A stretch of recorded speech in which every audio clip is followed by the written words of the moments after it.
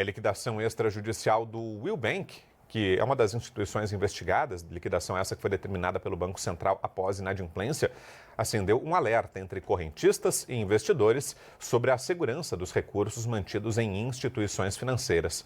Quem fala conosco sobre esse assunto agora é a especialista em finanças e tributação, Adriana Mello. Obrigado, Adriana, pela presença com a gente aqui. Bem-vinda. Olá, boa tarde, Vitor. Tudo bem? Adriana, obrigado, em primeiro lugar, pela sua presença aqui. Explica pra gente como é que vai ser esse processo de ressarcimento e existe o risco de que alguém não consiga receber ou não? Há segurança nesse momento que qualquer prejuízo vai ser recuperado?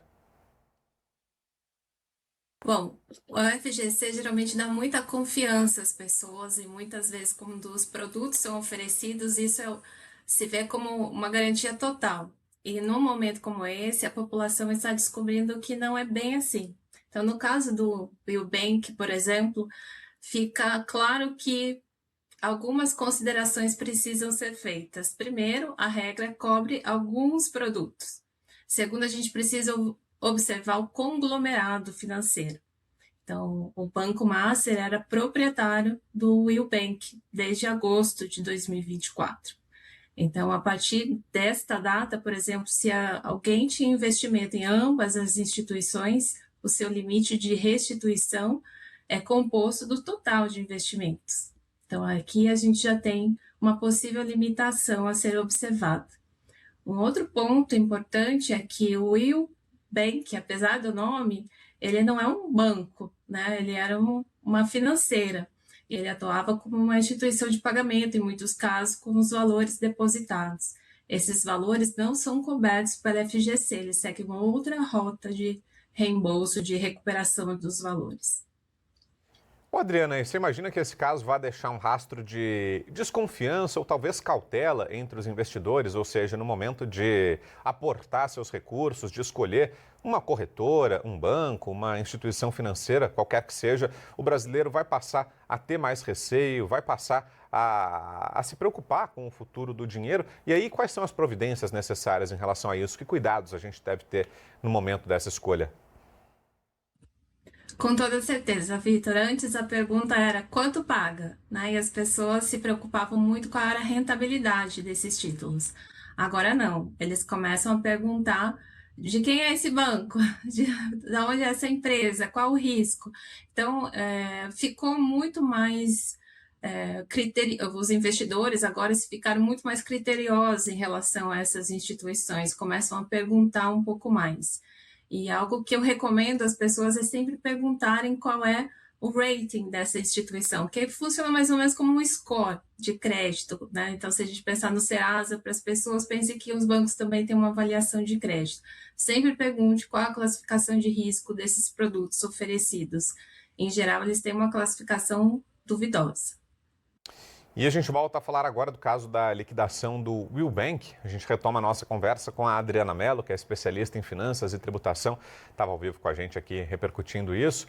Adriana, antes da interrupção, eu tinha te perguntado sobre a atuação das autoridades brasileiras, do Banco Central, da Receita, Ministério da Fazenda, enfim, dos vários órgãos públicos que cuidam da regulação do setor financeiro aqui no Brasil, sobre se agiram no tempo certo em relação a essas instituições ou se pode ter havido algum tipo de demora, de lentidão.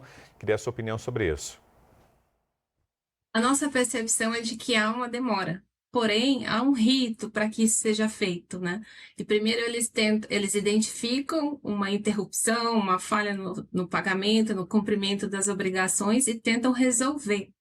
Não resolvendo, se tornando inevitável, aí sim eles partem para a liquidação para evitar um risco de contágio, né, a outras instituições. Então, eu sei que parece que houve uma demora, mas é o rito que é necessário seguir. Ô, Adriana, a gente está falando aqui sobre o risco de golpes, né? Que, como sempre acontece, né, em casos de grande repercussão, a bandidagem aproveita, os criminosos já estão procurando as pessoas que tinham recursos no Banco Master, no Will Bank, nessas instituições que foram liquidadas, para oferecer descontos ou uma tentativa de receber mais rápido o dinheiro. Então, detalha para a gente, Adriana, como é o procedimento formal, correto, oficial, para esse ressarcimento, até para que quem está aqui nos acompanhando escape desses golpes.